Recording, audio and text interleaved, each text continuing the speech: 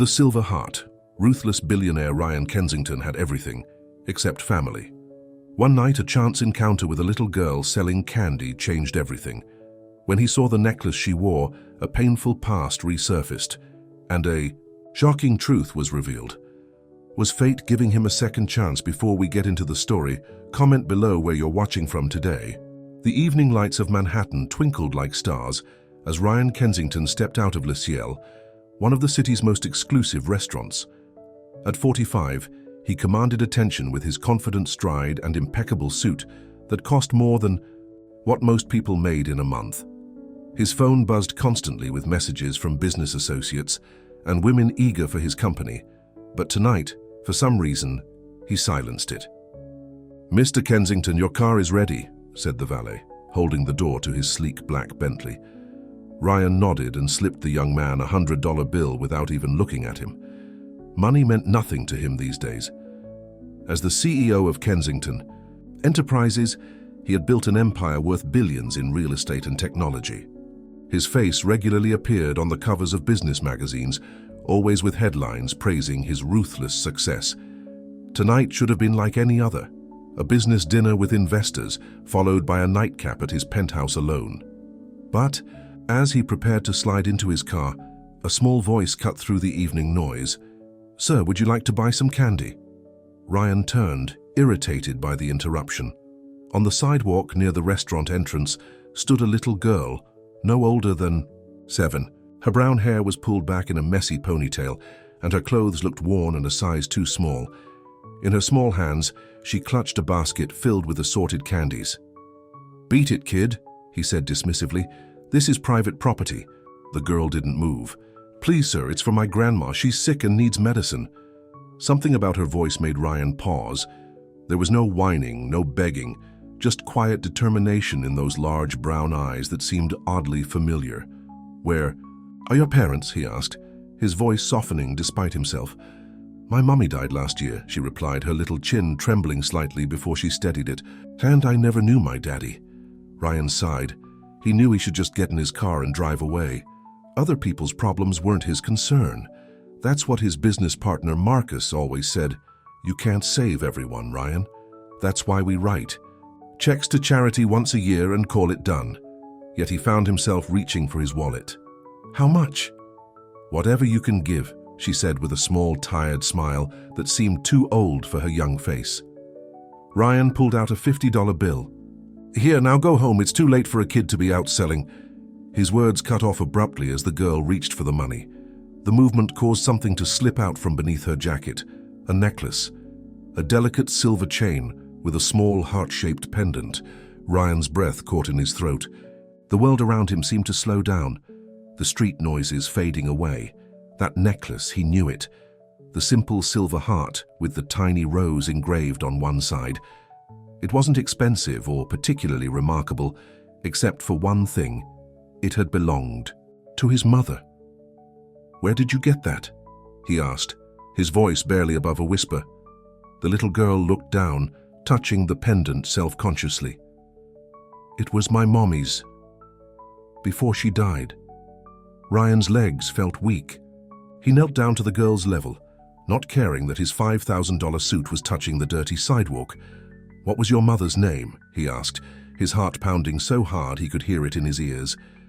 The girl hesitated, clearly having been taught not to give personal information to strangers. But something in Ryan's expression must have reassured her.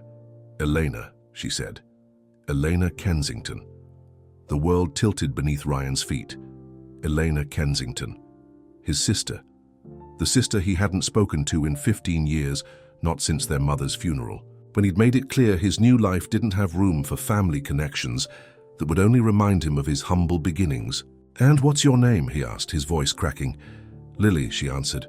"Lily Kensington. My grandma calls me Lily Flower." Grandma. She had to mean his mother's sister, Aunt Martha, the woman who had helped raise him and Eleanor after their mother worked herself to exhaustion at 3 jobs to keep food on the table. Tears burned Ryan's eyes, tears he hadn't allowed himself to shed in years. Not since he'd built walls around his heart and convinced himself that the only thing that mattered was success. Not family, not love, just the empire he'd created to prove he would never be poor or helpless again. "Lily," he said softly, "my name is Ryan. Ryan Kensington. I'm—" He paused, the words sticking in his throat. "I'm your uncle." Lily's eyes widened. "Uncle Ryan, Mommy had your picture. She said you lived in a big tower like a king." Ryan felt shame wash over him. A king? Yes. He lived in a tower, a cold, empty penthouse where he counted his millions and congratulated himself on his success, while his sister had died, leaving her daughter to sell candy on street corners. "Where's your grandma now, Lily?" he asked. "At home, she's really sick. That's why I'm selling candy to get her medicine." Lily looked down at her basket. "But I only sold 3 today." Ryan made a decision then, one that would change the course of his life forever. "How about I buy all your candy, and then we go see Grandma together?" Lily's face lit up. "Really? All of it?" "All of it," he confirmed, pulling out his wallet and handing her several $100 bills. "And then we'll make sure Grandma gets whatever medicine she needs." As they walked to his car, Ryan instructed his driver to take them to the address Lily provided, a rundown apartment building in the Bronx, worlds away from his Manhattan penthouse. During the drive, he learned that Elena had died from cancer a year ago, that Aunt Martha had been caring for Lily ever since, and that they were close to being evicted because Martha's Social Security barely covered food, let alone rent and the medications for her heart condition. "Mommy said you were busy making important things happen," Lily explained innocently. "That's why you couldn't visit." Each word was like a knife to Ryan's heart. He had been busy, all right, busy forgetting where he came from, busy pretending he had no family, busy convincing himself that wealth was all that mattered. The car pulled up to a crumbling apartment building with graffiti on the walls and broken windows patched with cardboard. Ryan, who normally wouldn't be caught dead in such a neighborhood, now barely noticed his surroundings as he followed Lily. Up 5 flights of stairs because the elevator was broken. She unlocked the door with a key she wore on a string around her neck, right next to the heart pendant. "Grandma, I'm home, and I brought someone special." The apartment was small, but spotlessly clean. In the corner of the living room that also served as a dining area, an elderly woman sat in a worn armchair, an oxygen tank beside her. Despite her obvious illness, Martha's eyes were sharp and alert, and they widened in shock when she saw who had entered her home. "Ryan?" she whispered, as if seeing a ghost. "Ryan Kensington?" "Hello, Aunt Martha," he said, suddenly feeling like a small boy again. The boy who had once run to this woman for comfort when his mother was working late. Martha's hand trembled as she reached out to him. "After all these years, you've finally come home." Ryan crossed the room and fell to his knees beside her chair, taking her frail hand in his. "I'm sorry," he said, the words inadequate for the years of absence, for missing his sister's funeral, for leaving his family behind. "I'm so sorry." Martha touched his face gently. "Elena always said you'd come back to us someday. She never stopped believing in you, even when you stopped believing in family." Ryan broke then, tears streaming down his face as 15 years of buried emotions rushed to the surface. Lily came and stood beside him, placing her small hand on his shoulder. "Don't cry, Uncle Ryan," she said. "Mommy said kings don't cry." Ryan looked up at the innocent face of his niece, seeing Elena's eyes looking back at him. "I'm not a king, Lily. I'm just a man who forgot what's important." That night, Ryan didn't return to his penthouse. He slept on the pull-out sofa in Martha and Lily's apartment, making calls to his personal physician to arrange for Martha to receive proper medical care and to his lawyer, to ensure that they would never have to worry about eviction again. As he lay awake listening to the unfamiliar sounds of the neighborhood, he touched the photograph Lily had given him, a picture of Elena holding her newborn daughter, the silver heart necklace visible around her neck. On the back, Elena had written, "For Ryan, if he ever wants to meet his niece." The next morning, Ryan arrived at the offices of Kensington Enterprises dressed in the same suit from the previous day, something that had never happened before. His assistant, Victoria, nearly dropped her coffee at the sight. "Mr. Kensington, we were worried when you didn't come home last night. I called—" "Cancel all my appointments for the next week," he interrupted, "and get me the contact information. For the best pediatric services in the city, Victoria blinked in confusion. Pediatric services? Are you donating to a children's charity? No, Ryan said firmly. I'm bringing my niece home. Word spread quickly through the company about Ryan's sudden family revelation. By afternoon, his business partner Marcus Shaw had stormed into his office, face flushed with anger. Have you lost your mind? Marcus demanded. You disappear for a night and come back talking about moving some street urchin into your penthouse. What about the Singapore deal? Ryan looked at his partner of 10 years with new eyes. Had Marcus always been this cold, or had Ryan just never noticed because he'd been the same way? Her name is Lily, Ryan said quietly. She's my sister's daughter, and she's family, Marcus scoffed. Family? Since when do you care about family? You've spent years building this company with me, and now you're going to throw it all away for some sob story? You don't even know if the kid is really related to you. Ryan stood up, his voice dangerously calm. I know because she has my mother's necklace, the one I gave to Elena after Mom died. And I know because when she smiles, she looks just like my sister. So what's your plan? Marcus challenged. Play daddy to some kid. You know nothing about children. You'll be back to normal in a week once the novelty wears off. But Ryan wasn't listening anymore. For the first time in 15 years, he was thinking clearly. The Singapore deal can wait. Family can't. Later that day, Ryan returned to the apartment with papers in hand, guardianship documents for Lily, and arrangements for Martha to move into a luxury assisted living facility with top-notch medical care.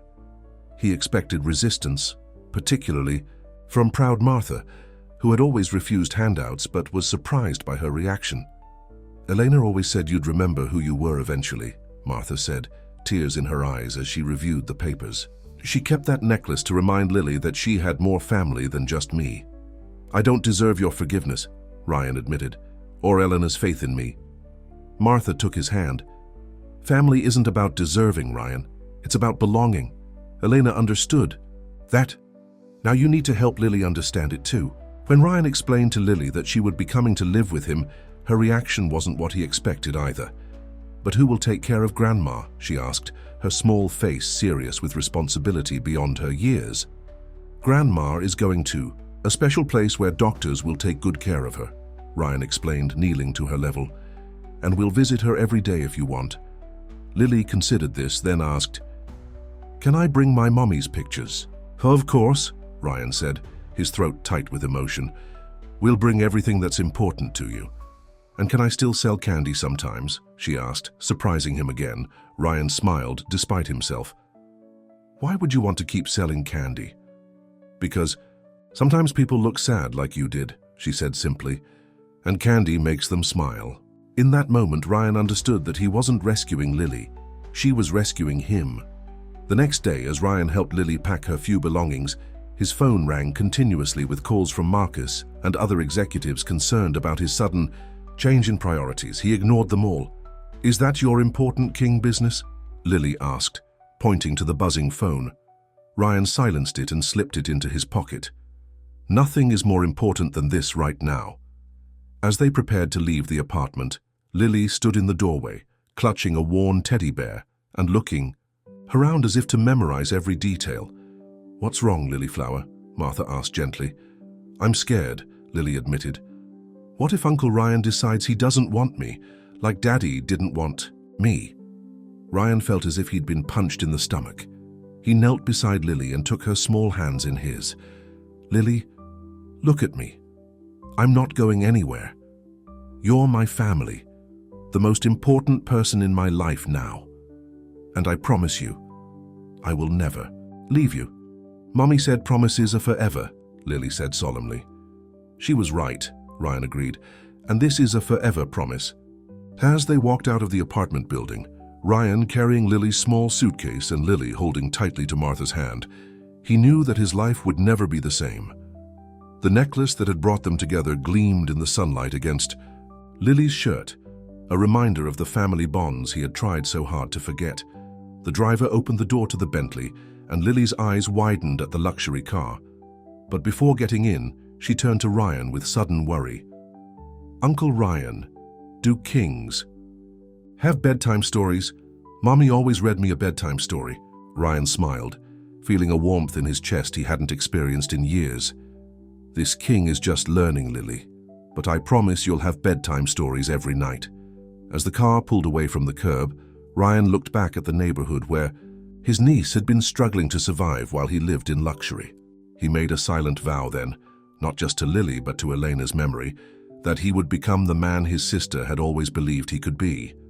The necklace had changed everything, and Ryan Kensington, who had spent 15 years believing that wealth was all that mattered, was finally coming home to what truly made life rich: family. The elevator doors opened directly into Ryan's penthouse, revealing a space that looked more like a museum than a home.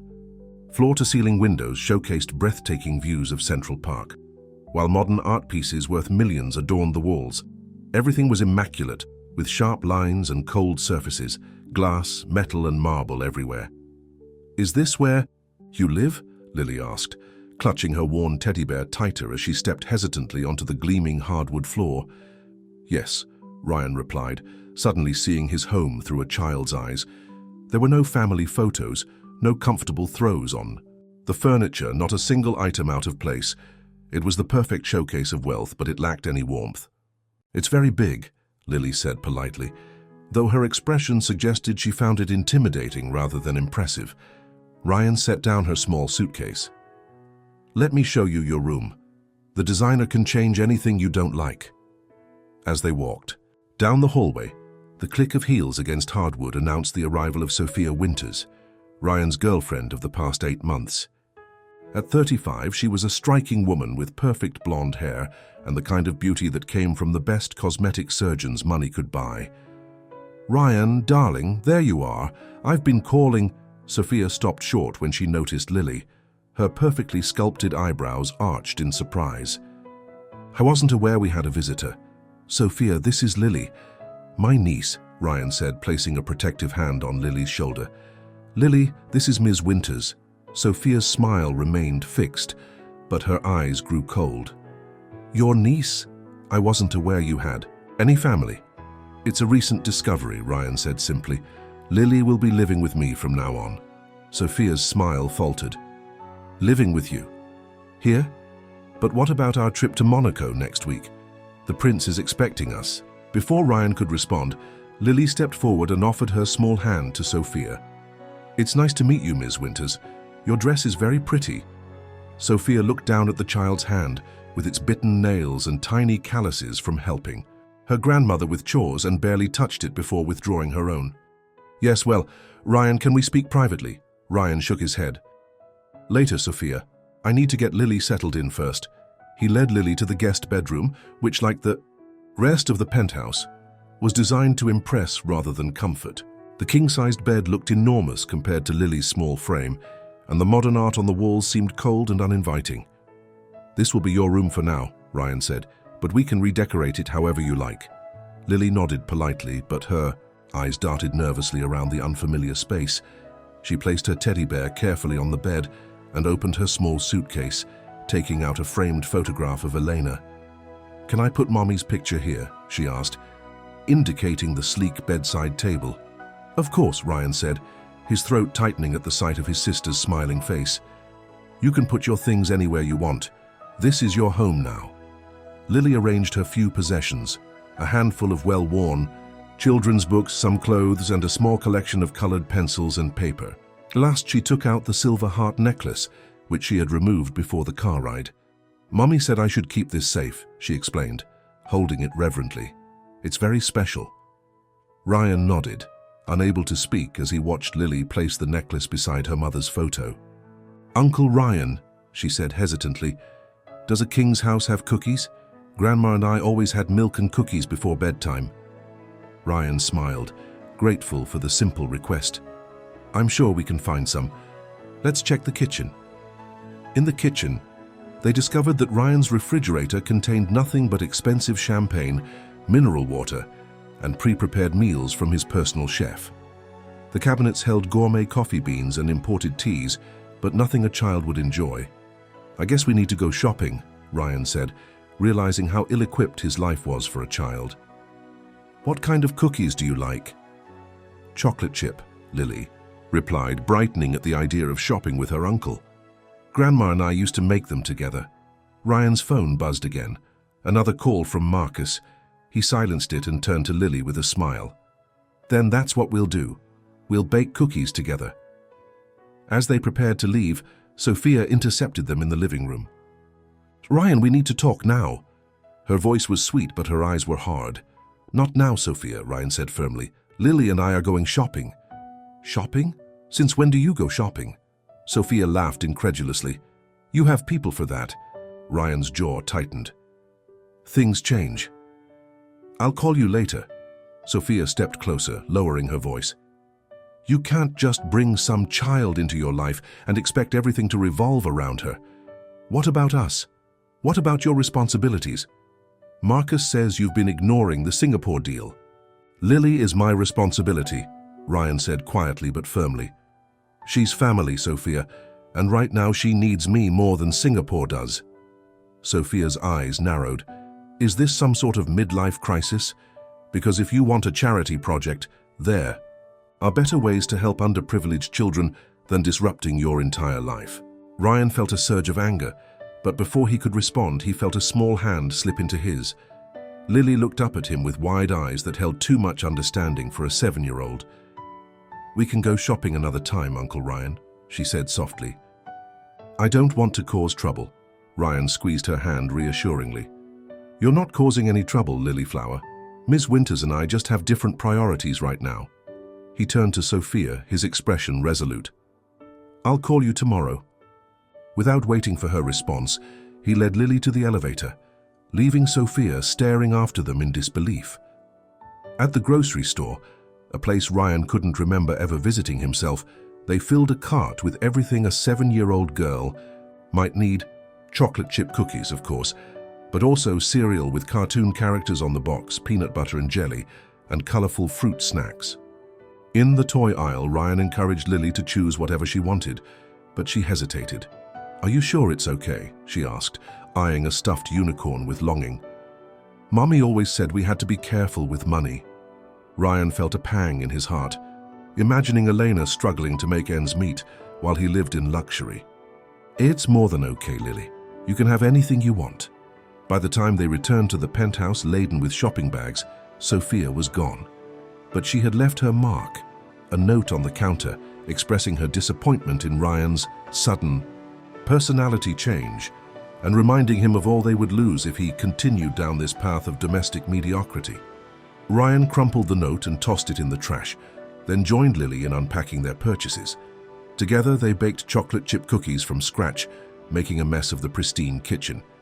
For the first time in years, laughter echoed through the cold modern space, warming it in a way no designer ever could.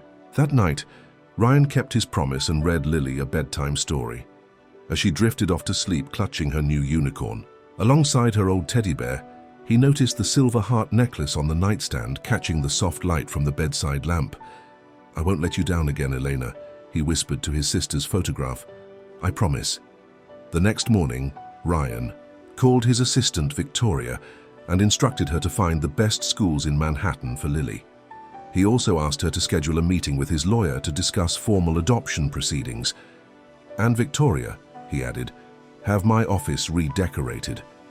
I want family photos on the walls. Find every picture we have of Elena from the company archives. Victoria, still adjusting to this new version of her boss, agreed without question.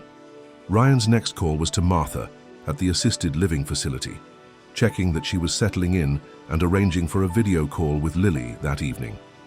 He had just hung up when the elevator doors opened and Marcus strode in, his face flushed with anger. The board is in an uproar, Marcus announced without preamble. The Singapore investors are threatening to pull out if you don't personally oversee the deal. What the hell is going on with you, Ryan?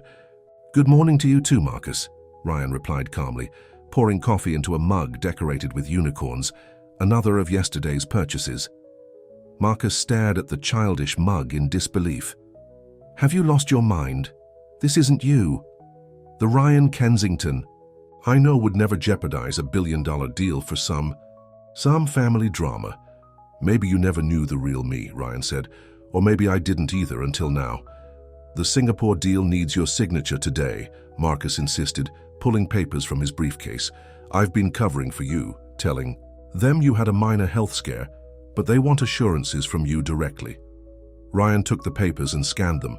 The deal would indeed be lucrative, expanding Kensington enterprises into Southeast Asian markets and potentially doubling their already enormous profits. A week ago, he would have signed without hesitation, then celebrated with expensive champagne and congratulated himself on another victory.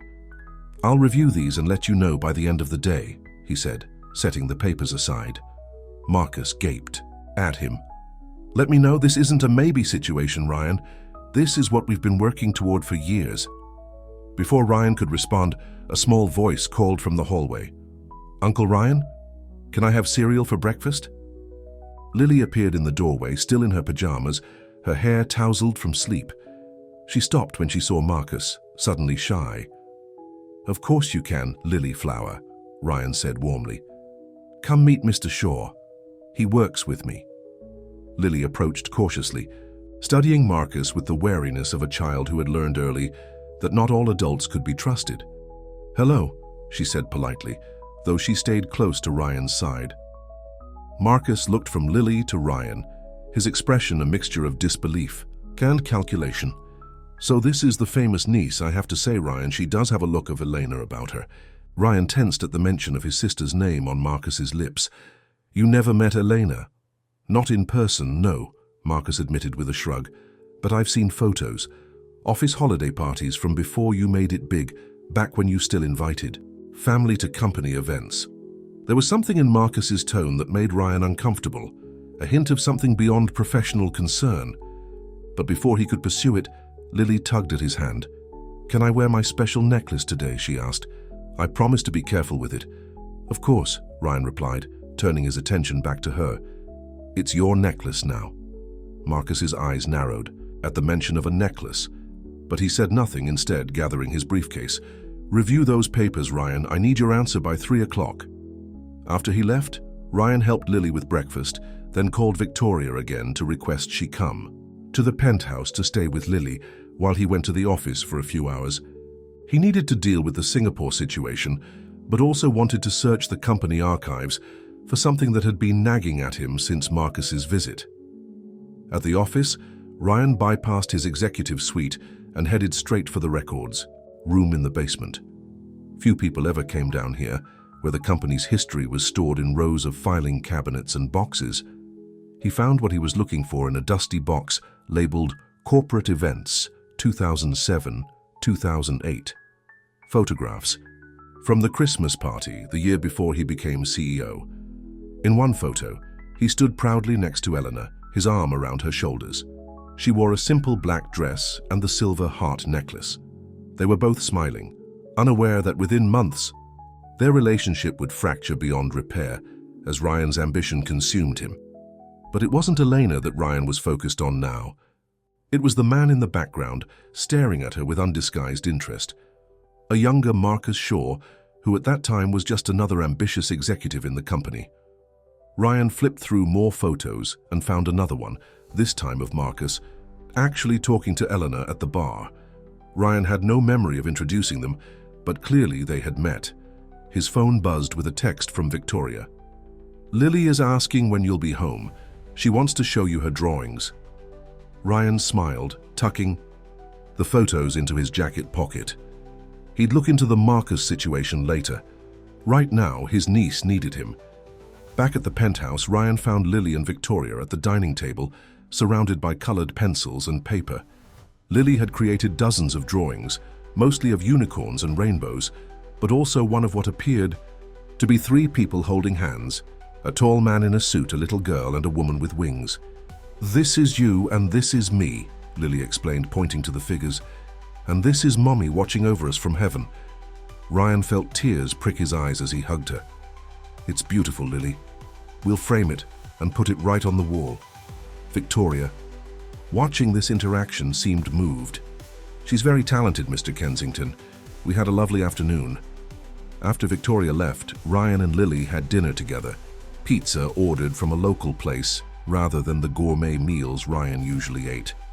As they sat on the sofa afterward, watching a children's movie that Lily assured him was the best one ever, Ryan's phone rang. It was Marcus again. "Did you sign the papers?" Marcus demanded without greeting. "Not yet," Ryan replied, stepping into the kitchen so Lily wouldn't hear. "I need more time to review the terms." "We don't have more time," Marcus hissed. "The deadline is tomorrow morning." "What's really going on, Ryan? Is this about Elena?" Ryan frowned. "What do you mean about Elena?" There was a pause on the line. "Nothing, I just meant, is this sudden family focus because you feel guilty about your sister?" "My relationship with my sister is none of your business, Marcus," Ryan said coldly. "And neither is my relationship with Lily." "Everything about you is my business," Marcus snapped. "We built this company together. Your personal drama is affecting our bottom line, and I won't stand for it." Ryan was about to retort when he heard a small gasp from the doorway. Lily stood there, her eyes wide with worry. "I have to go," Ryan said to Marcus, ending the call abruptly. "Are you mad, Uncle Ryan?" Lily asked in a small voice. "Is it because of me?" Ryan knelt down to her level, shaking his head firmly. "No, Lily Flower. It's not because of you. It's grown-up business, and none of it is your fault." "The lady at the store said I was going to ruin your life," Lily said, tears filling her eyes. "When you were paying for the groceries, she told me I should go back where I came from because I didn't belong in your world." Ryan felt a surge of protective anger. "That lady was Sophia, wasn't it?" Lily nodded miserably. "Listen to me, Lily," Ryan said, holding her small shoulders gently. "You belong exactly where you are with me. You're not ruining my life, you're making it better. Before you came along, I had a lot of money and a big empty house, but I wasn't happy. Now I have something much more important than money. I have family." Lily wiped her eyes with the back of her hand. "Promise?" "I promise," Ryan said firmly. "Now how about we finish the movie? I need to know if the unicorn finds his rainbow." Later that night, after Lily was asleep, Ryan sat in his home office reviewing the Singapore contract. The deal was sound from a business perspective, but the terms would require him to spend months overseas, time away from Lily that he wasn't willing to sacrifice. He picked up a pen and was about to write a counteroffer when his eyes fell on Lily's drawing, which he'd propped against his computer. The three figures holding hands, him, Lily, and Elena looking down from above. With sudden clarity, Ryan knew what he had to do. He picked up his phone and called Marcus. "I've made my decision," he said when Marcus answered. "I'm not signing the Singapore deal as it stands. If they want to work with Kensington Enterprises, they'll have to accept that I'm delegating the overseas portion to you." "This is career suicide," Marcus warned. "The board won't stand for it." "Then I'll address the board," Ryan said calmly. "First thing tomorrow morning." After hanging up, Ryan stared at the photo he'd taken from the archives. Elena and Marcus talking at the Christmas party. There was something about the way Marcus was looking at his sister that bothered him deeply. He made a mental note to ask Martha about it the next time they spoke. The next morning, Ryan dressed carefully in his most expensive suit, armor for the battle ahead. He helped Lily get ready for her first day with the tutor he'd hired while he searched for the right school. "Will you be home for lunch?" Lily asked anxiously as she straightened the silver heart necklace she now wore daily. "I'll try," Ryan promised. "And if I can't make it, Victoria will be here with you. Remember, you can call me anytime." At Kensington Enterprises, Ryan strode into the boardroom where the entire executive team and several board members waited. Marcus sat at the far end of the table, his expression smug. "Gentlemen, ladies," Ryan began, "I've called this meeting to announce some changes to our Singapore strategy." For the next hour, Ryan outlined a new approach, one that would keep the deal alive, but restructure it so that he could remain primarily in New York. He presented financial projections, market analyses, and a clear timeline. "In conclusion," he said, "these changes will allow Kensington Enterprises to expand into Asian markets while maintaining our core leadership here in New York. And yes," he added, meeting Marcus's gaze directly, "these changes are partially motivated by my personal situation. I recently discovered that my late sister left behind a daughter, my niece, who is now in my care. She needs stability and I intend to provide it." Silence followed his presentation. Then Harold Winters, The oldest board member and Sophia's father spoke up. My daughter tells me you've completely changed overnight, Ryan, that you've abandoned your social obligations and career focus for some domestic arrangement. Ryan straightened his shoulders. With all due respect, Harold, my personal life is my own business. But yes, my priorities have changed. I believe these changes will make me a better CEO, not a worse one. And if the board disagrees, Harold challenged. Then I'll step down, Ryan said simply. Gasps echoed around the table. Marcus's smug expression faltered. But before you vote, Ryan continued, remember that I still own 40% of this company. And I'm still the face client's trust. My proposal doesn't sacrifice profits. It just redistributes responsibilities. After a tense discussion, the board voted to accept Ryan's proposal, though by a narrow margin. As the meeting adjourned, Marcus cornered Ryan in the hallway. This isn't over, he warned. You think you can change the rules because you suddenly decided to play family man? I won't let you destroy what we built. Ryan studied his partner's face, seeing the ambition and calculation there. What exactly is your problem with Lily, Marcus? Or is it Elena you're really angry about? Marcus's expression flickered with something like fear before hardening again. I don't know what you're talking about. I think you do, Ryan said quietly. And I think it's time we had an honest conversation about my sister. Before Marcus could respond, Ryan's phone rang. It was Victoria, calling from the penthouse. Mr. Kensington, you need to come home right away, she said, her voice tight with worry. Someone's here claiming to be Lily's father. Ryan's blood ran cold. I'm on my way. As he rushed to the elevator, Ryan's mind raced with questions. Lily had said she never knew her father. Elena had never mentioned who the man was. But now someone was claiming paternity. Someone who had never shown any interest in Lily until she moved in with her wealthy uncle. The silver heart necklace, the connection between past and present, between Elena and Lily, now seemed like a beacon drawing out people who had stayed in the shadows as long as Lily had nothing of value to offer them. Ryan clenched his fists as the elevator descended. He had just found his family. He wasn't about to lose them now. Ryan burst into his penthouse to find Victoria standing protectively next to Lily, who clutched her teddy bear with one hand and the silver heart necklace with the other. Across from them, lounging casually on Ryan's expensive leather sofa, was a man Ryan had never seen before. He was perhaps in his late 30s, with the kind of handsome features that suggested he'd relied on his looks to get by in life. His clothes were expensive, but flashy, and his smile had a practiced charm that didn't reach his eyes. Who are you?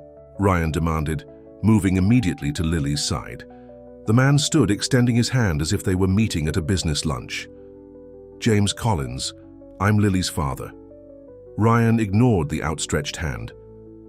Lily says she never knew her father. That's because Elena kept me away, James replied smoothly. She didn't think I was stable enough to be in Lily's life, but I've changed. And when I heard that my daughter was living with her uncle, the famous Ryan Kensington, I knew it was time to make things right. Ryan placed a protective arm around Lily's shoulders. He could feel her trembling. How convenient that you show up now, when Lily is living with someone wealthy, rather than when she was selling candy on street corners to buy medicine for her grandmother. James had the grace to look embarrassed, though Ryan suspected it was an act. I didn't know about any of that. Elena and we lost touch. She moved, changed her number. I've been trying to find them for years.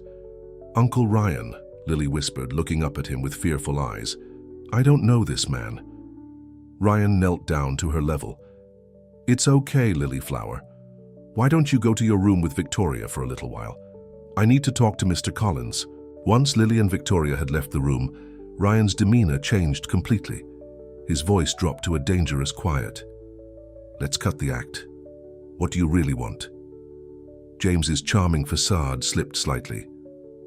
Like I said, I want to reconnect with my daughter, and it has nothing to do with the fact that she's now connected to a billionaire, Ryan challenged. James shrugged, dropping all pretense. Look, I'm not going to lie to you, I'm in a bit of financial trouble, and yeah, when I heard Elena's kid was living with you, I thought maybe we could work something out. Work something out? Ryan repeated coldly. You mean you want money? Think of it as child support in reverse, James suggested with a smirk. I stay out of Lily's life. You keep her in the style to which she's becoming accustomed, and everybody wins. Ryan's fists clenched at his sides. Get out of my house. Not so fast, James countered, pulling an envelope from his jacket. I have proof that I'm Lily's biological father. A birth certificate with my name on it. That makes me her legal guardian, not you. Ryan took the envelope and examined the document inside. It did indeed appear to be a birth certificate listing James Collins as the father of Lily Kensington. This doesn't prove anything, Ryan said, though doubt had begun to creep in. Anyone can forge a document. Feel free to verify it, James said confidently, but I thought we might come to an arrangement that's more beneficial for everyone. Say, a trust fund for Lily that I would help manage, and a consulting position at your company. Ryan's phone buzzed in his pocket. A text from Martha. Call me immediately about James Collins. Get out, Ryan repeated, his voice steady. My lawyer will contact you. James's smug expression faltered slightly. Don't try to fight me on this, Kensington. I'm her father. The courts always favor biological parents. We'll see about that, Ryan said, moving to the door and holding it open. Now leave before I have security remove you. After James left, Ryan called Martha immediately. I just had a visit from someone claiming to be Lily's father, he explained. James Collins. He had a birth certificate. That man is not Lily's father, Martha interrupted, her voice trembling with anger. He dated Elena briefly years after Lily was born. He's a con artist who's been in and out of jail for fraud. Elena found out and broke things off. Relief flooded through Ryan. So the birth certificate must be fake. Of course it is, Martha confirmed. Lily's real father. She hesitated. Eleanor never told me who he was, only that he was someone powerful who wouldn't acknowledge the child. She was determined to raise Lily on her own. A suspicion began to form in Ryan's mind, but he pushed it aside for now. Thank you, Martha. I'll make sure James Collins never bothers Lily again. After hanging up, Ryan called his lawyer and explained the situation. Then he went to Lily's room where she sat on the bed with Victoria, drawing pictures. Is that man gone? Lily asked anxiously. Ryan sat beside her and nodded. Yes, Lily Flower. And he won't bother you again, I promise. He said he was my daddy, Lily said, her voice small.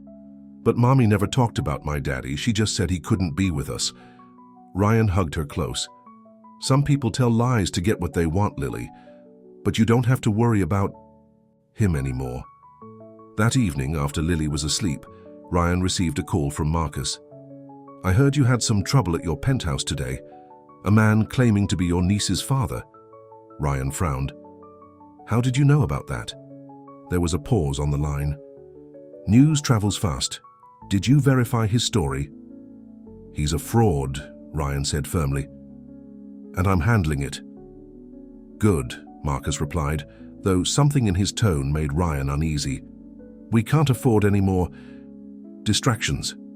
The next morning, Ryan was preparing breakfast when there was a knock at the door. He opened it to find Sophia, looking as perfectly put together as always. Ryan, darling, she said, breezing past him into the penthouse. I've come to apologize. Ryan closed the door, skeptical. For what exactly? For calling my niece a charity case, or for telling her at the grocery store that she's ruining my life? Sophia had the decency to look embarrassed. I overreacted. It was a shock seeing you with a child suddenly. But I've thought about it, and I understand now. She's your family. What changed your mind? Ryan asked, unconvinced by her sudden turnaround. Daddy talked to me after the board meeting, Sophia admitted. He said you were serious about this, about Lily, and if I want a future with you, I need to accept her. Before Ryan could respond, Lily emerged from her room, dressed for the day in a simple blue dress, the silver heart necklace gleaming against it. Good morning, Uncle Ryan, she said cheerfully, then stopped when she saw Sophia. Her smile faded, and she unconsciously touched the necklace as if for protection. Good morning, Lily, Sophia said with forced brightness. What a pretty necklace you have. Lily didn't respond, moving to stand beside Ryan. Sophia continued, undeterred. I was thinking we could all go to the zoo today. Would you like that, Lily? Lily looked up at Ryan questioningly. That's very thoughtful, Sophia, Ryan said carefully, but Lily and I already have plans for today. We're visiting her grandmother. I could come along, Sophia suggested. I'd love to meet Martha. Ryan shook his head. Another time, perhaps. Lily needs these visits to be just family for now. Sophia's smile tightened, but she nodded. Of course. I understand. She turned to leave, then paused at the door. By the way, Ryan, have you heard from James Collins again? Ryan's eyes narrowed. How do you know about James Collins? Daddy mentioned him, Sophia said quickly. He said there was some man causing trouble. After she left, Ryan called Harold Winters directly. Harold, did you mention James Collins to Sophia? James who? Harold replied, sounding genuinely confused. I haven't spoken to Sophia about anything but the board meeting. Ryan hung up, troubled. There was only one way Sophia could have known about James Collins, from Marcus or from Collins himself. Later that day, as Ryan and Lily visited Martha at the assisted living facility, Ryan pulled his aunt aside while Lily was showing a nurse her drawings. Martha, I need to ask you something important, Ryan said quietly. Did Elena ever mention someone named Marcus Shaw? He's my business partner. Martha's face paled. Why do you ask? I found photos of them talking at a company Christmas party years ago, Ryan explained. And there have been connections I can't explain.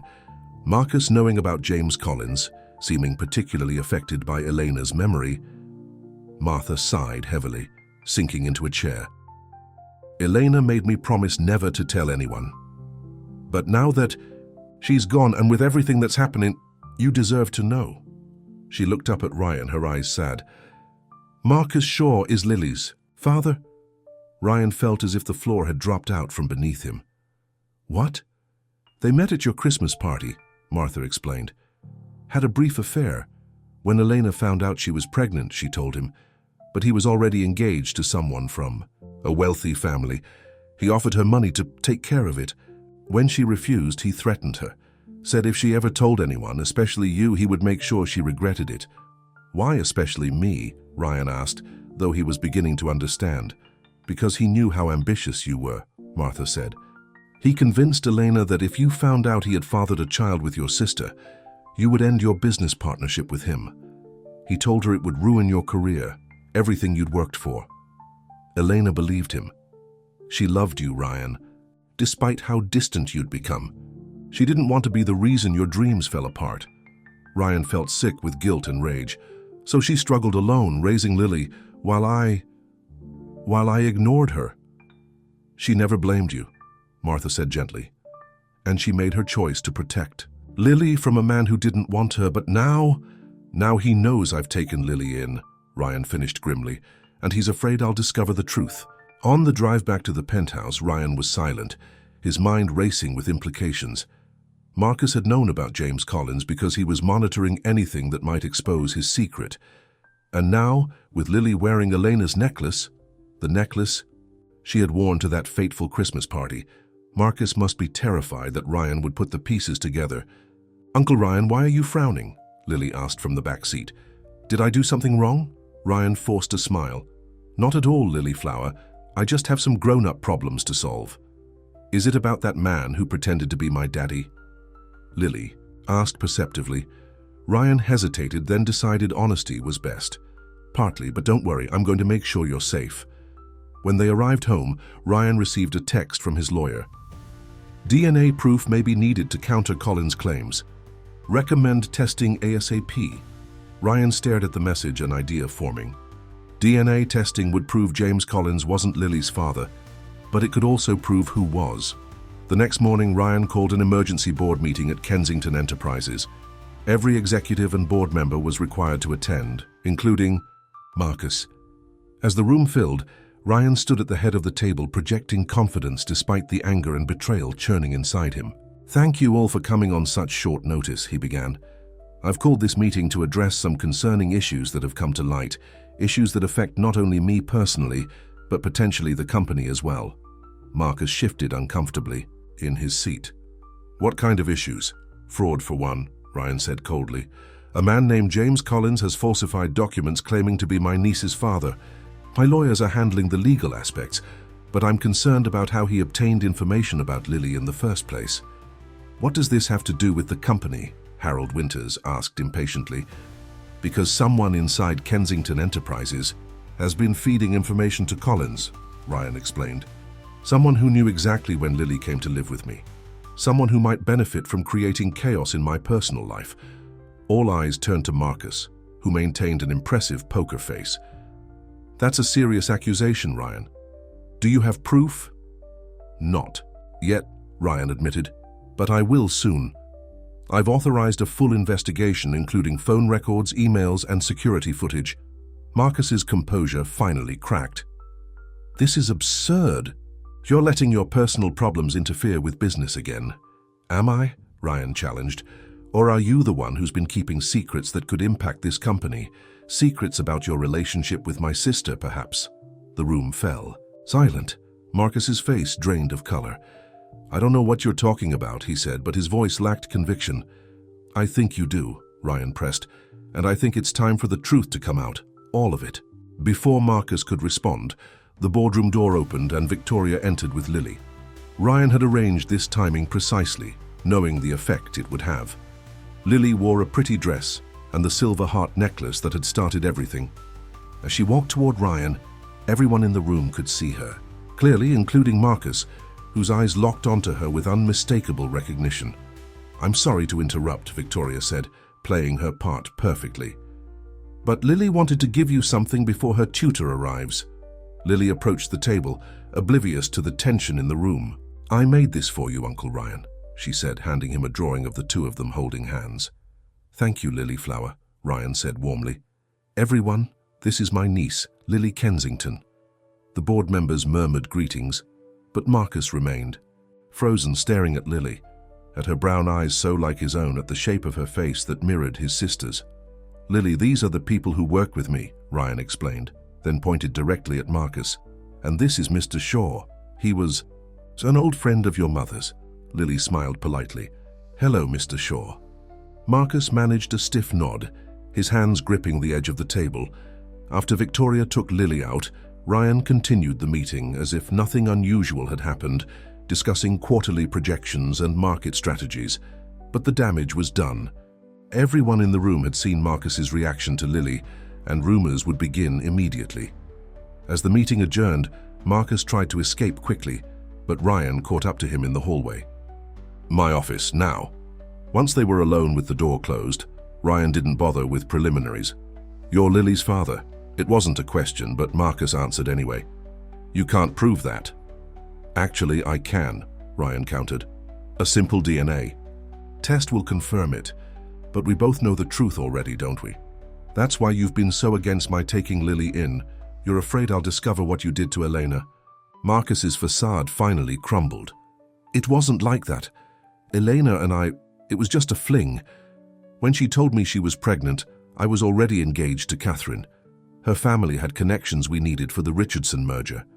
So you offered my sister money to have an abortion, Ryan said, his voice dangerously quiet. And when she refused, you threatened her. I panicked, Marcus exclaimed. I knew you'd never forgive me if you found out I'd gotten your sister pregnant and abandoned her. Our partnership would have ended. You're right, Ryan agreed coldly. I would have ended our partnership immediately. But not for the reasons you think.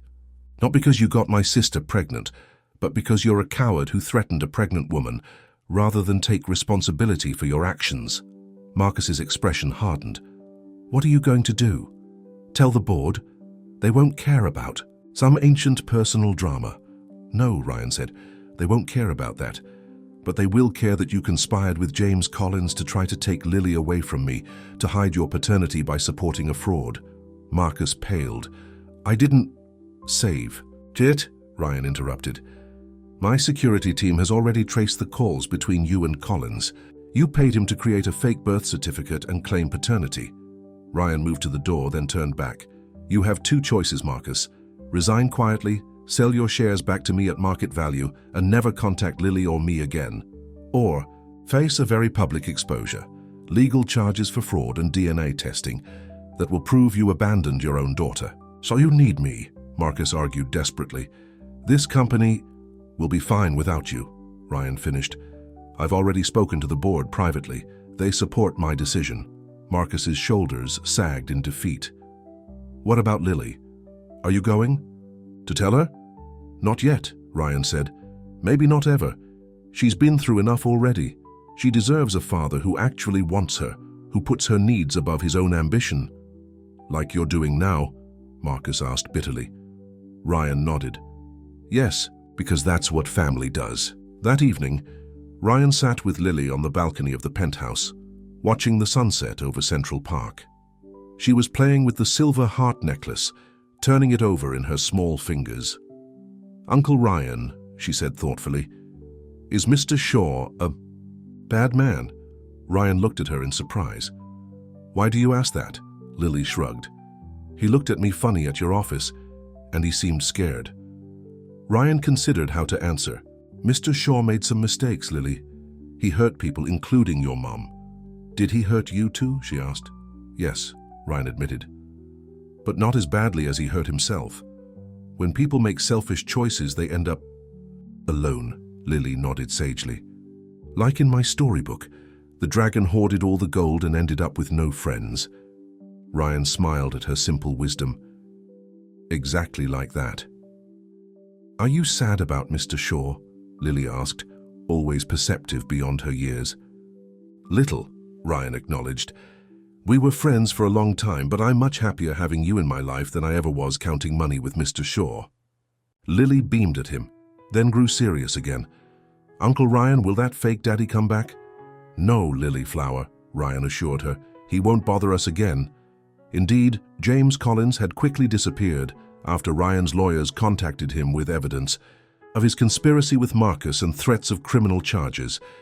Good, Lily said firmly, because I already have the best daddy in the world. Ryan felt his heart swell.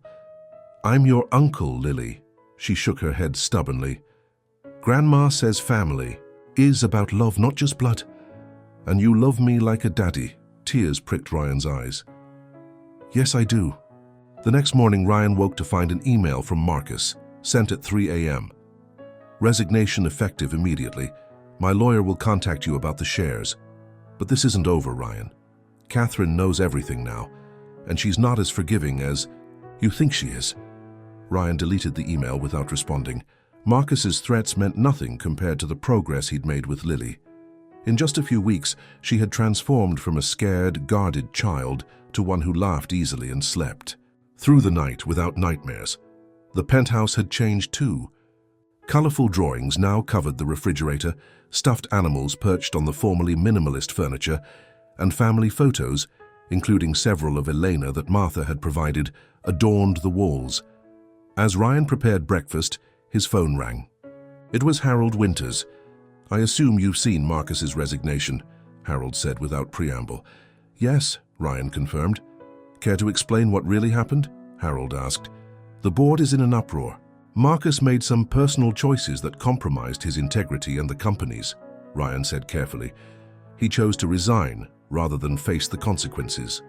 Harold was silent for a moment. And the rumors about him being Lily's father? Ryan stiffened. Those are private family matters, Harold, not company business. I disagree, Harold countered. If Marcus Shaw fathered your niece and abandoned her, only to conspire against you when you took her in, that speaks to his character, or lack thereof. The board deserves to know who they've been trusting all these years. Ryan hadn't expected this support from Harold, who had initially been skeptical about his new family priorities. You're right, Ryan acknowledged. The board should know the truth. I'll address it at the next meeting. Good, Harold said, then added, and Ryan, Sophia won't be contacting you again. I've made it clear to her that any man who would choose family over profit is too good for her anyway. Ryan smiled at the backhanded compliment. Thank you, Harold. After hanging up, Ryan joined Lily at the breakfast table. She was carefully pouring milk over her cereal, her tongue sticking out slightly in concentration. The silver heart necklace caught the morning light, sending small rainbows dancing across the table. Guess what, Uncle Ryan? She said excitedly. Grandma's coming to visit today. The doctor said she's strong enough for a day trip. That's wonderful. Jews, Ryan said, genuinely pleased. Martha's health had been improving steadily at the assisted living facility, thanks to the top-notch care he'd arranged. "Can we take her to the park?" Lily asked. "And for ice cream?" "We can do anything you want," Ryan promised. "It's going to be a perfect day." As they ate breakfast, Ryan's phone buzzed with an incoming email.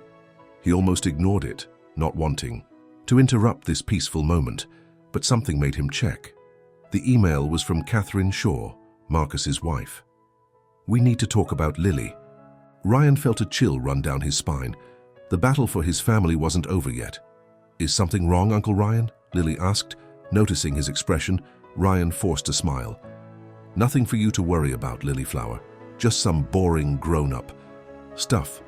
But as he returned to his breakfast, the silver heart necklace seemed to glow brighter, as if warning of challenges still to come. The necklace that had brought them together might now be at the center of a storm that threatened to tear them apart. Ryan placed his hand protectively over Lily's small one. Whatever Catherine Shaw wanted, whatever new threat was emerging, he would face it head-on. Because now he understood what his sister had known all along. That family was worth fighting for, worth sacrificing for, and he would never let anyone take his family away again. Martha's visit was a bright spot in what Ryan knew would soon become a stormy period. As the three of them strolled through Central Park, with Lily running ahead to feed the ducks, Ryan quietly briefed Martha on the latest developments. "Catherine Shaw has reached out," he explained, keeping his voice low. "She wants to talk about Lily." Martha's face creased with worry. What could she possibly want? She never showed any interest in Lily before. "I don't know," Ryan admitted. "But I doubt it's anything good. Marcus must have told her everything after I confronted him." Martha watched Lily, who was giggling as ducks quacked around her feet. The silver heart necklace gleamed in the sunlight. "That child has already been through so much. She doesn't deserve more upheaval." "I won't let anyone hurt her," Ryan promised. "Not Catherine, not Marcus, no one." Martha patted his hand. "You're a good man, Ryan. Elena always knew you would be if you ever found your way back to what matters." Ryan swallowed hard. "I just wish I'd found my way sooner for Elena's sake." "You're here now," Martha said simply. "That's what counts." Their peaceful day concluded with ice cream and a carriage ride, with Lily falling asleep between them on the drive back to the penthouse. As Ryan carried her inside, Martha hugged him goodbye. "Whatever Catherine wants," she whispered, "remember that Lily needs stability more than anything. She's finally found her home with you." Ryan nodded, determination setting his jaw. "I'll handle Catherine." The next morning, Ryan arranged to meet Catherine at a quiet cafe near his office, rather than at his home or Kensington Enterprises. He wasn't about to give her access to either his personal or professional spaces. Catherine Shaw arrived precisely on time, every bit the polished socialite in her designer outfit and flawless makeup. At 40, she was still strikingly beautiful, with the kind of cool elegance that matched her reputation as one of New York's most formidable charity board chairwomen. "Ryan," she greeted him with a tight smile that didn't reach her eyes. "Thank you for meeting me." "Let's skip the pleasantries, Catherine," Ryan replied, not bothering with social niceties. "What do you want with Lily?" Catherine stirred her untouched coffee. "Direct as always. Very well. Marcus has told me everything about his indiscretion with your sister and the child that resulted." "Lily," Ryan corrected firmly. "Her name is Lily."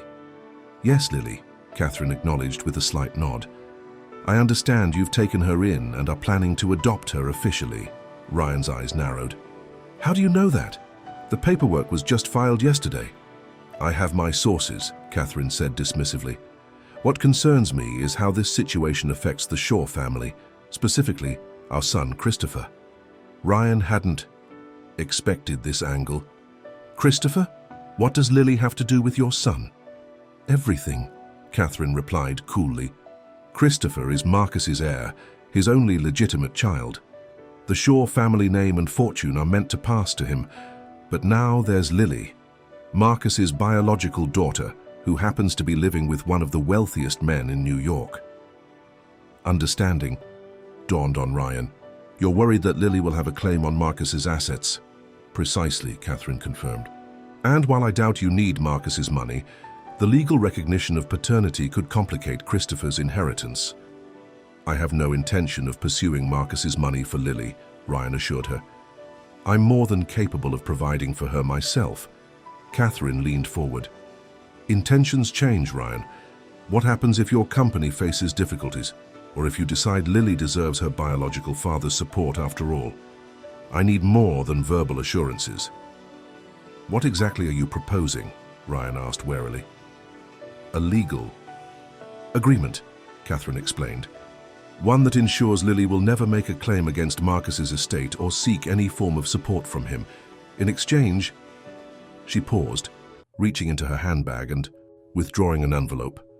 I'm prepared to establish a trust fund for Lily's education, $1 million to be accessed when she turns 18. Ryan stared at the envelope in disbelief. You're trying to buy off my niece? I'm trying to protect my son, Catherine corrected, and offer Lily a secure future at the same time. It's a reasonable proposal. Reasonable? Ryan repeated incredulously. You want me to legally erase Marcus's responsibility to his daughter, a responsibility he's already shirked for 7 years, in exchange for money? Catherine's expression hardened. Don't act so righteous, Ryan. We both know you ignored your sister and niece for years too. The only difference is you've had a convenient change of heart, while Marcus is being forced out of his own company for his mistakes. Ryan felt a flash of guilt, but pushed it aside. The difference is that I'm making things right. Marcus is still running away. Take the offer, Ryan, Catherine advised coldly. It's better for everyone, especially Lily. Do you really want her to know her biological father rejected her twice? First, before she was born, and now again? Ryan stood up, leaving the envelope untouched on the table. Lily already has everything she needs, a family that loves her. Keep your money, Catherine, and tell Marcus that if he wants to be part of Lily's life, he'll have to do a lot better than sending his wife with a checkbook. As Ryan walked away, Catherine called after him, This isn't over, Ryan. I protect what's mine. The threat lingered in Ryan's mind as he returned to the office. He called his lawyer immediately and explained the situation, requesting additional security for both the penthouse and Lily's new school, which she was set to begin attending the following week. That evening, as Ryan helped Lily with her bedtime routine, he found himself studying her features more closely, looking for traces of Marcus. They were there if you knew to look. The shape of her eyes, the curve of her chin, but her spirit, her kindness, those were all Elena. Uncle Ryan, Lily said as he tucked her in, are you worried about something? Ryan smiled, amazed at how perceptive she was. A little bit, but nothing you need to worry about. Lily played with the silver heart necklace, which she now wore even to bed. Is it about that lady who called today? Ryan froze. What lady, Lily? She called when Victoria was helping me with my math, Lily explained. She said she was an old friend of my mommy's and wanted to talk to me about her. Alarm bells rang in Ryan's head. Did you talk to her? Lily shook her head. Victoria said I wasn't allowed to talk to strangers on the phone, but the lady said she'd try again. Ryan made a mental note to thank Victoria for her vigilance and to change their phone number immediately. That was the right thing to do, Lilyflower. If anyone calls or approaches you that you don't know, always tell me or Victoria right away, okay? Okay, Lily agreed, then added thoughtfully, Uncle Ryan, do you think my real daddy ever thinks about me? The question caught Ryan off guard. Why do you ask that? Lily shrugged, her small shoulders rising and falling beneath her pajamas. Jenny. At the park has 2 daddies, her real one and her stepdaddy. She said everyone has a real daddy somewhere. Ryan sat on the edge of the bed, choosing his words carefully. That's true, Lily. Everyone has a biological father. But being a real daddy means more than just biology. It means being there, caring, and putting your child first. Like you do? Lily asked innocently.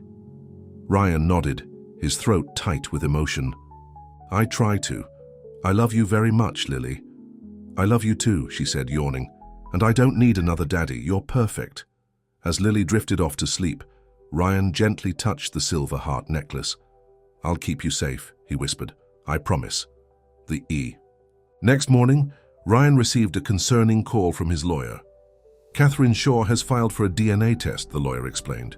She's claiming that as Christopher's mother, she has the right to confirm whether Lily is indeed Marcus's child, which would make her Christopher's half-sister. Can she do that? Ryan demanded. It's complicated, the lawyer admitted. Normally, no. But she's arguing that Marcus's resignation and the rumors surrounding it have already created a de facto acknowledgement of paternity that affects Christopher.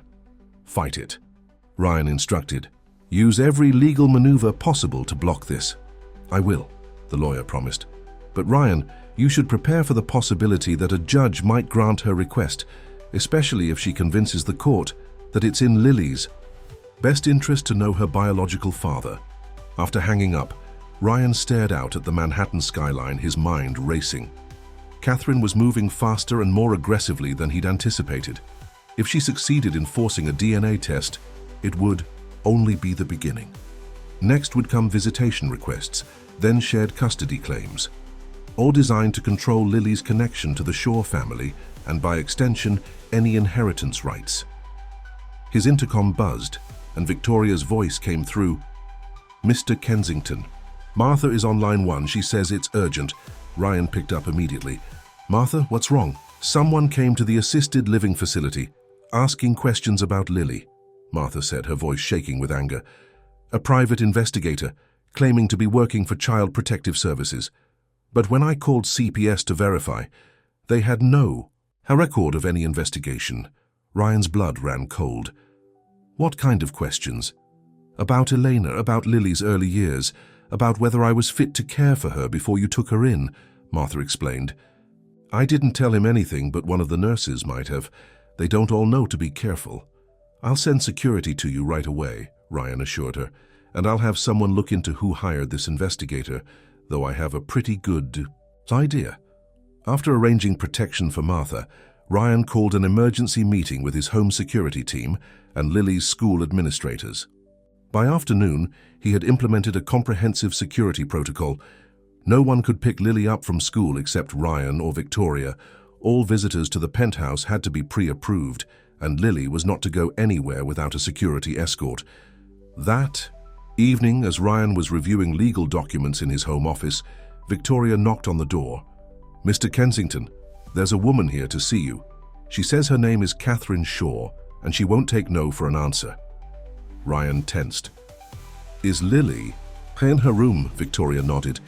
Yes, working on her art project. She doesn't know Mrs. Shaw is here. Good, keep it that way, Ryan instructed.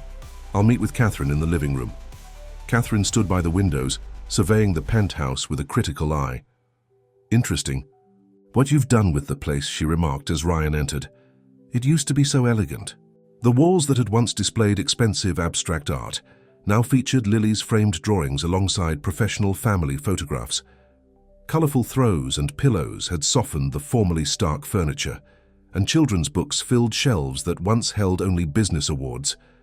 What are you doing here, Catherine? Ryan asked, not bothering with pleasantries.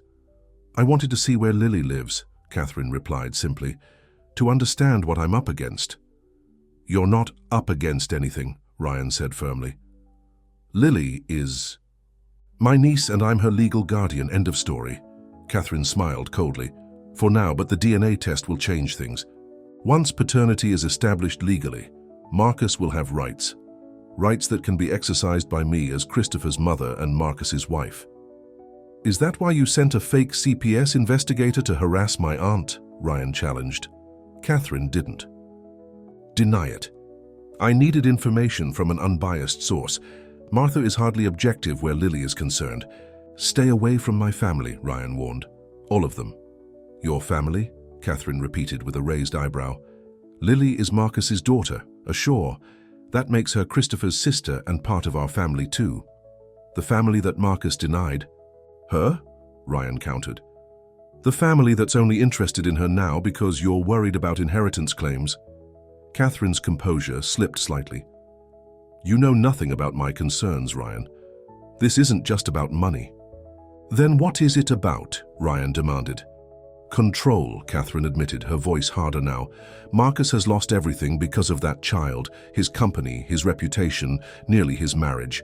I won't let him lose his family legacy too.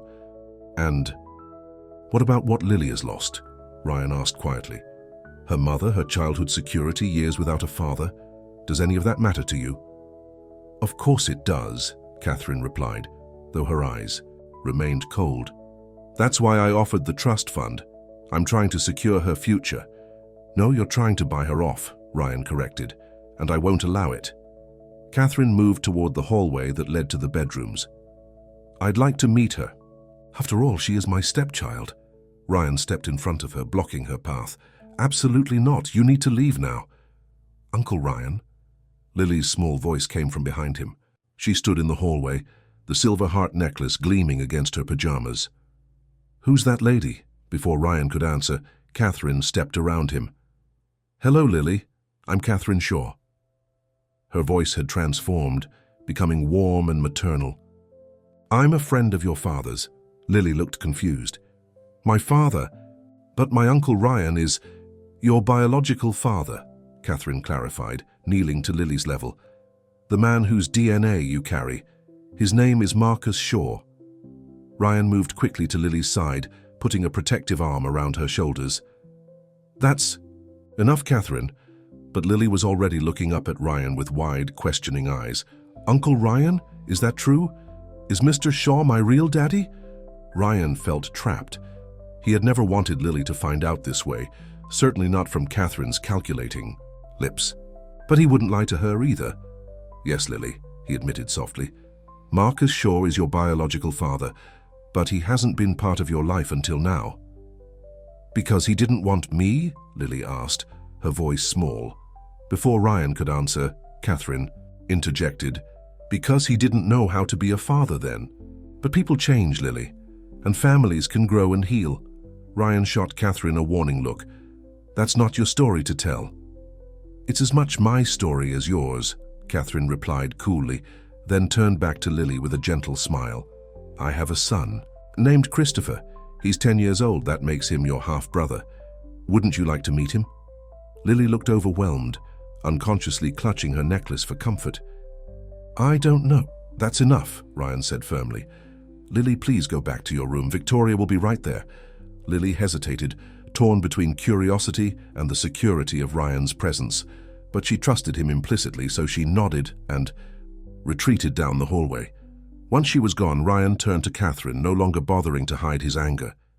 How dare you, coming into my home and ambushing a 7-year-old child with information she wasn't ready for? She deserves to know her true heritage, Catherine argued, and to have a relationship with her brother. Get out, Ryan said, his voice deadly quiet. Get out before I have security remove you. Catherine gathered her purse, unruffled. The DNA test hearing is scheduled for next week. I suggest you prepare Lily for what's coming, because whether you like it or not, Ryan, she's a Shaw too, and Shaws always claim what's theirs. After Catherine left, Ryan went to Lily's room, finding her curled up on her bed, tears streaming down her face. Lily Flower, he said gently, sitting beside her. I'm so sorry you had to find out like that. Is it true? She asked between sobs. Is Mr. Shaw really my daddy? Ryan nodded sadly. Yes, but I was going to tell you when you were older, when you could understand better. Did he know about me? When I was selling candy on the street? The question broke Ryan's heart. Yes, he knew, but he made bad choices, Lily. Choices that had nothing to do with you and everything to do with his own selfishness. Just like you didn't come see Mommy. And me for a long time? Lily asked, her innocent question cutting deeper than any accusation. Ryan swallowed hard. Yes, Lily. I made bad choices too, but I'm trying to make up for them now. Lily was quiet for a moment, playing with her necklace. Mrs. Shaw said I have a brother. A half-brother, Ryan clarified. Christopher is Mr. Shaw's son with Mrs. Shaw. Does he know about me? Lily asked curiously. I don't think so, Ryan admitted. Not until recently, anyway. Lily considered this, her young mind trying to process the complicated adult situation. Do I have to go live with them now? No, Ryan said emphatically. Absolutely not. This is your home with me. But if Mr. Shaw is my real daddy, Listen to me, Lily, Ryan interrupted gently, taking her small hands in his. Family isn't just about who created you. It's about who loves you, who takes care of you, who puts you first. Your mother knew that. That's why she gave you this necklace, to remind you that love is what makes a family. Lily touched the silver heart. Mommy said it was special because it came from you. Ryan nodded, emotion tightening his throat. I gave it to her when our mother died, to remind her that even though we lost Mom, we still had each other. He paused, regret washing over him. I forgot that for a while, but I remember now, Lily, and I will never forget again. Lily leaned against him, her tears subsiding. I don't want another family. I want to stay with you. And you will, Ryan promised. No matter what happens with the DNA test or anything else, you are my family, Lily. Forever. As he held her until she fell asleep, Ryan made plans in his mind. Catherine's aggressive moves required an equally strong response. The DNA test might be inevitable now, but he would make sure it didn't give the Shaws any advantage in claiming Lily. The next morning, Ryan called an impromptu press conference, something he had never done before. As CEO of Kensington Enterprises, his public appearances were usually carefully orchestrated affairs focused on business achievements. But today was different. Today he stood at the podium with Lily beside him, her silver heart necklace visible for all to see. Thank you all for coming on such short notice, Ryan began, facing the cameras squarely. I've called this press conference to make an announcement about my family, which has been the subject of some speculation recently. The reporters leaned forward eagerly. Rumors about Ryan Kensington's mysterious niece had been swirling for weeks. Some of you may know that my sister Elena passed away last year, leaving behind her daughter, Lily. Ryan placed a gentle hand on Lily's shoulder. What you may not know is that for many years I neglected my family duties. I was so focused on building Kensington Enterprises that I lost sight of what truly matters. I failed my sister when she needed me most. Murmurs rippled through the crowd. This kind of personal revelation from the normally private CEO was unprecedented. When I discovered Lily was my niece, it changed everything, Ryan continued. I promised to be the family she deserves. Today I'm making that promise public and permanent. I have filed to legally adopt Lily as my daughter. Flashbulbs erupted as reporters scrambled to capture the moment. I'm also announcing the establishment of the Elena Kensington Foundation, which will provide support for single parents and their children, because no child should have to sell candy on street corners to buy medicine for their sick grandmother, as Lily once did while I lived in luxury, unaware of her struggles. Ryan paused, his gaze finding Catherine Shaw, who stood at the back of the room, her face tight with anger. There have been questions about Lily's biological father, Ryan acknowledged, and a legal request for a DNA test has been filed. I want to state publicly that Lily and I welcome this test because biology doesn't define family. Love does. He looked down at Lily, who smiled up at him with complete trust. Any questions? The first reporter jumped in immediately.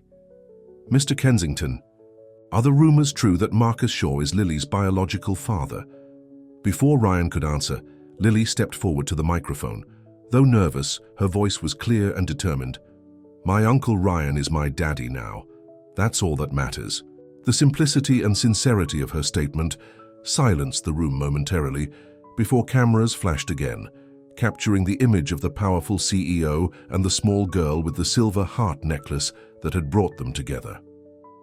As they left the press conference, Ryan spotted Catherine making her way toward them, but his security team smoothly intercepted her, guiding Ryan and Lily to their waiting car. Did I do okay? Lily asked anxiously as they drove away. You were perfect, Ryan assured her. Absolutely perfect.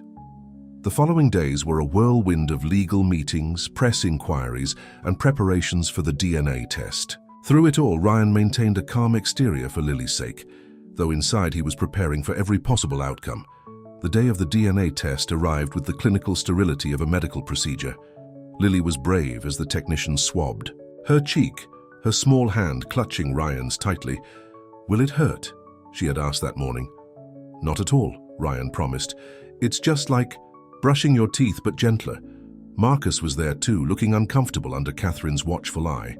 He barely glanced at Lily, And when he did, there was no fatherly recognition or affection, only anxiety and perhaps a hint of shame. As they waited for the procedure to be completed, Catherine approached Ryan. "This press conference stunt won't change anything. If the test confirms paternity, we'll proceed with our custody claim." "You're welcome to try," Ryan replied calmly. "But consider this, Catherine. Do you really want a public custody battle? Because after my press conference, the world is watching, and they'll see exactly what kind of family you and Marcus offer Lily compared to what she has with me." Catherine's composure faltered slightly. "Public opinion doesn't decide family. Court cases." "No," Ryan agreed, "but it does decide corporate reputations. How is Marcus's new venture doing since the rumors about his abandoned daughter surfaced? How many investors have backed out?" It was a calculated strike, targeting Catherine's true priority, the Shaw family's financial and social standing. "You would use a child as leverage?" Catherine accused. "No," Ryan corrected. "I would protect my daughter from people who see her as nothing more than a threat to their inheritance plans. There's a difference." Before Catherine could respond, the technician announced they were finished. As they prepared to leave, Lily surprised everyone by approaching Marcus. "Mr. Shaw," she said politely, looking up at the man who had contributed to her existence but nothing more. "I just wanted to say thank you." Marcus looked startled. "For what?" "For helping make me," Lily explained with the simple logic of a child. "Because if you hadn't, I wouldn't be here to meet Uncle Ryan." Marcus had no response to this, but for the first time, he truly looked at Lily, at her innocent face, at the silver heart necklace that had started everything. Something shifted in his expression, a recognition that perhaps couldn't be put into words. 3 days later, the DNA results confirmed what everyone already knew. Marcus Shaw was Lily's biological father. Catherine immediately had her lawyers file for visitation rights, but the judge was reluctant to disrupt Lily's newfound stability. Without clear evidence it would benefit her. "The child has been through significant trauma and change already," the judge noted during the preliminary hearing.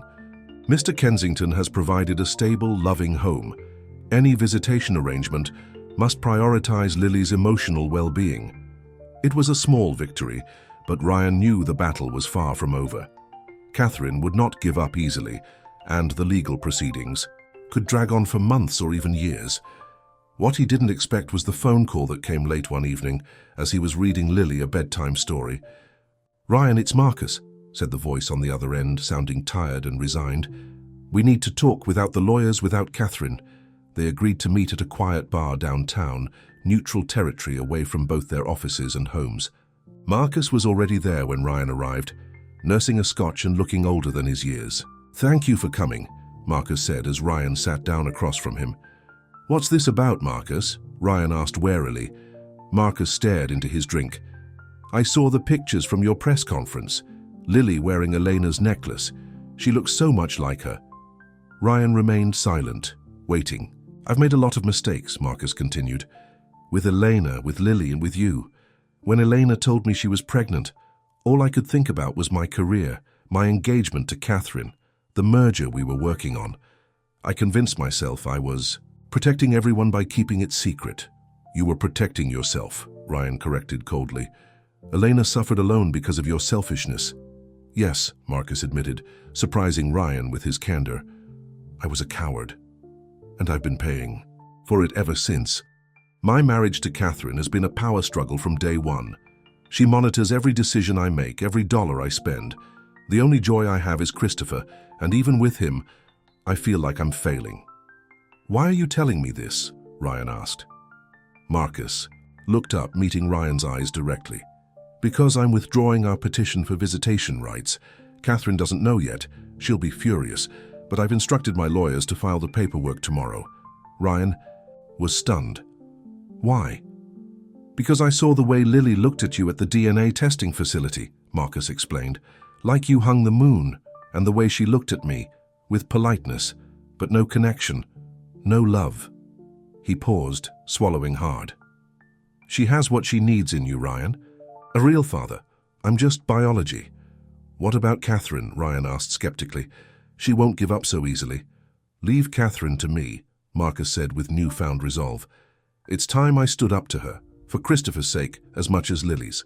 No child should be used as a pawn in adult games. Ryan studied his former partner carefully. Why should I believe you, after everything you've done? Marcus reached into his pocket and withdrew a small velvet box. Because of this, he opened it to reveal a delicate silver bracelet with a charm that matched Lily's necklace, a heart with a tiny rose engraved on it. Eleanor left this with me before she cut off contact, Marcus explained. She said if I ever changed my mind about being in Lily's life, I should return both pieces to her, the necklace and the bracelet. They were a set, meant to symbolize the connection between mother and daughter. He closed the box and slid it across the table to Ryan. I never had the courage to return it while Elena was alive, but I think Lily should have it now. Ryan took the box, emotion tightening his throat. Why not give it to her yourself? Marcus shook his head. Because it should come from someone she trusts, someone who's earned the right to be her family, not from me.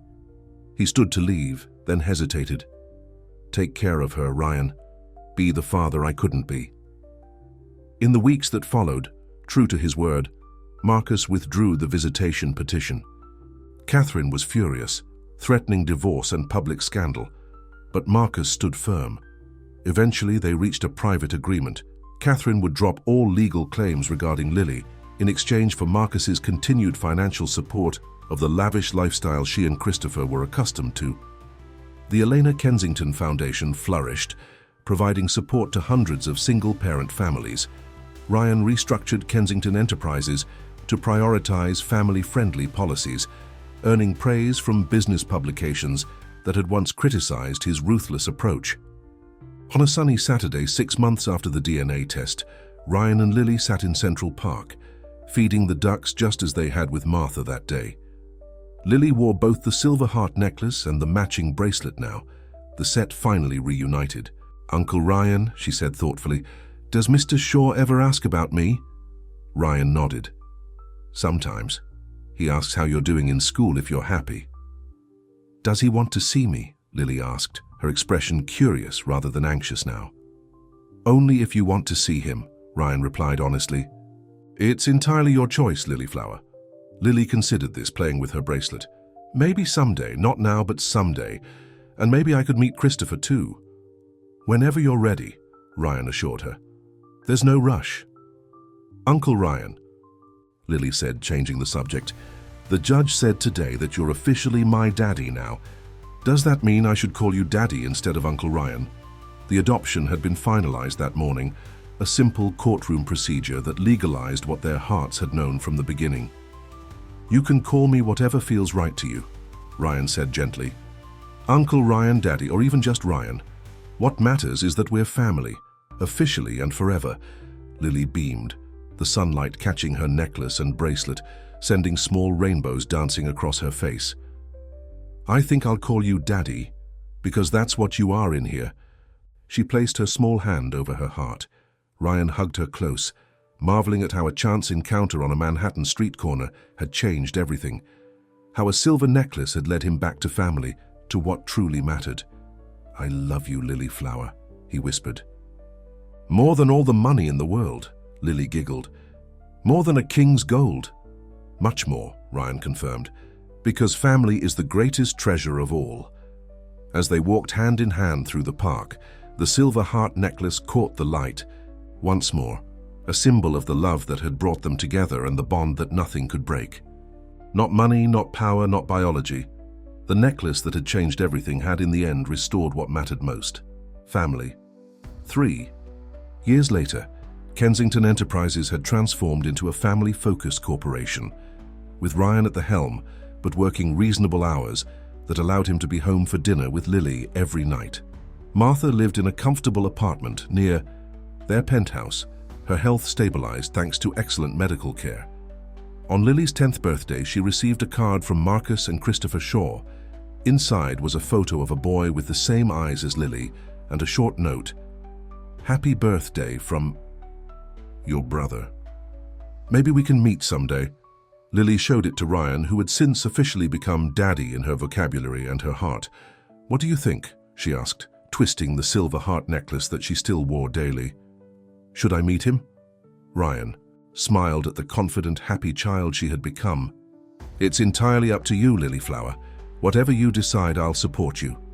Lily thought for a moment, then nodded decisively. I think I'd like to meet him. After all, family is family, even the complicated parts. Ryan chuckled, once again amazed by her wisdom. When did you get so smart? I learned from the best, Lily replied, hugging him tightly. From someone who taught me that it's never too late to find your way home to what matters. As Lily ran off to show Martha the birthday card, Ryan touched his own heart, feeling the invisible thread that connected him to Elena. Somewhere he knew his sister was smiling, satisfied that the necklace she had cherished had finally fulfilled its purpose, bringing together the family that had once been lost, but was now found. And, in the end, that was the greatest fortune of all.